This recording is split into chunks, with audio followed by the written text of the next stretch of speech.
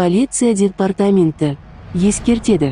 Қазіргі таңда алаяқтық жасау амалаласының ең тарағаны банктің жалған қызметкерінен қоңыраулар болып саналады. Сөйлесу кезінде қаскүнем аз уақыт қалғанын айтады және егер де сіз оның барлық айтқандарын орындамаған жағдайда өз ақша қаражатыңыздан айырылып қалатыныңызды хабарлады.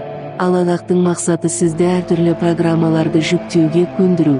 Мысалы алғанда AnyDesk, Tenfur олардың көмегімен ол әрі қарай сіздің шотыңызға ене алады.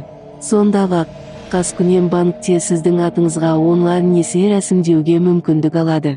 Әрі қарай ақша қаражаттары басқа мемлекеттердің аумағында жүрген үшінші тұлғаларға аударылады. Есте сақтаңыздар, егерде сізге қоңырау шалып, өзін банк қызметкері ретінде таныстырып, сізден жеке деректеріңізді хабарлауды не болмаса қандай да болмасын программаны жүктеуді сұраса, тез арада сөйлесуді тоқтатыңыз. Барлық осындай жағдайларда өзіңіздің банк сенім телефонына хабарласыңыз. Сондай-ақ полицияға жүгініңіз.